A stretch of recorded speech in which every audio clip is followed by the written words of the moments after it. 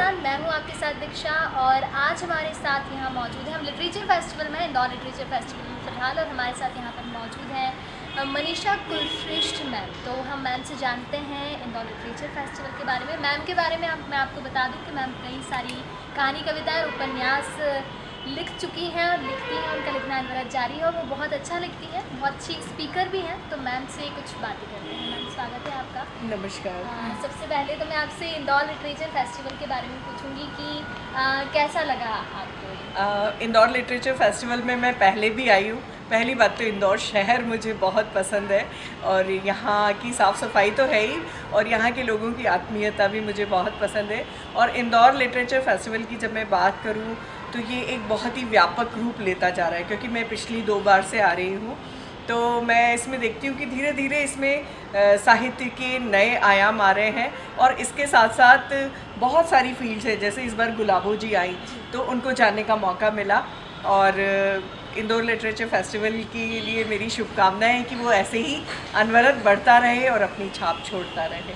Ma'am, अब तक आपने कई सारी कहानी, कविताएं, उपन्यास लिखे हैं, लेकिन कोई ऐसा रहता है ना जिस चीज़ से हमें बहुत लगाव रहता है कि ये मेरा फेवरेट है। मैंने बहुत सारा करा ही, लेकिन ये फेवरेट है, ऐसा कुछ है आपको? बिल्कुल। वैसे तो मुझे अपने सारे उपन्यास पसंद है। शिगाफ क्योंकि पहला उपन्यास था इसलिए पसंद है, और मल्लिका मुझे इसलिए पसंद है कि मैं भारतेंदु हरिश्चंद्र जी की जो प्रेमिका थी और उनकी प्रेम पोषिता थी, उनको, उनकी जीवनी को मैं जीवंत कर पाई, जिनके बारे में कोई भी नहीं जानता था।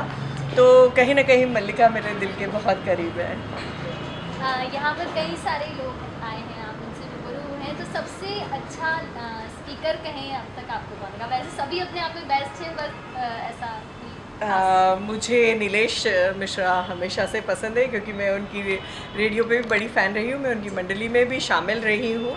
तो नीलेश मिश्रा जब बोलते हैं तो ऐसा लगता है कि कोई धीमी नदी पत्थरों पे से बह रही है। तो बहुत बहुत सहजता है उनके बोलने में, इसीलिए रेडियो पे उनकी लोकप्रियता है। साहित्य अपने आप में एक मतलब क्या कहूँ मैं, बहुत अद्भुत चीज़ है। तो साहित्य को आप कैसे बयां करेंगे? क्या साहित्य को मैं 3 तरह से बयां करूंगी। एक तो साहित्य स्वांतः सुखाय लिखा जाता है, और परहिताय यानी समाज के लिए लिखा जाता है।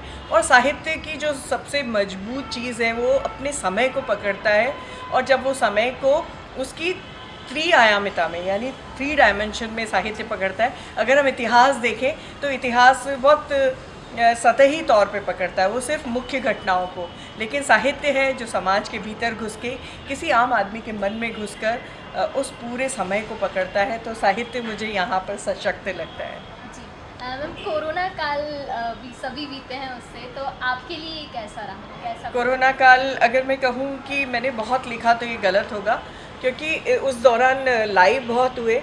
तो लाइव करने में मैं अपने पाठकों से ज़्यादा रूबरू हुई, और मैंने ये जाना कि वो मुझे किस तरह से पढ़ना पसंद करते हैं, और वो मेरी किन किताबों को पसंद करते हैं, उनको आगे मुझसे क्या चाहिए, ये तो ज़रूर पता चला। लेकिन कोरोना में जो एक्टिविटी थी वो इतनी कम थी कि अंदर भी मेरा लेखक उस तरह से स्पंदित नहीं हो सकता। तो लिखा कम, लेकिन मैंने पढ़ा और गुना ज़्यादा।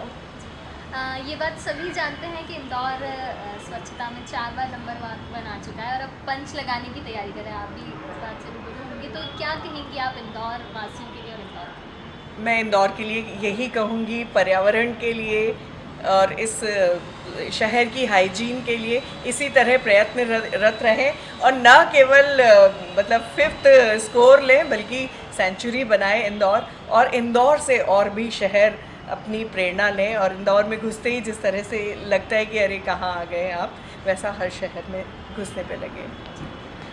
मनीषा कुलश्रेष्ठ मैम से हमने इंदौर लिटरेचर फेस्टिवल के बारे में जाना, साथ ही इंदौरियंस के लिए मैम ने मैसेज दिया है कि पंच नहीं, अपना पूरा शतक लगाएं और इस चीज़ में लगे रहें कि स्वच्छता बने। Thank you so much. Thank you so much. Subscribe our channel and press the bell icon for more updates.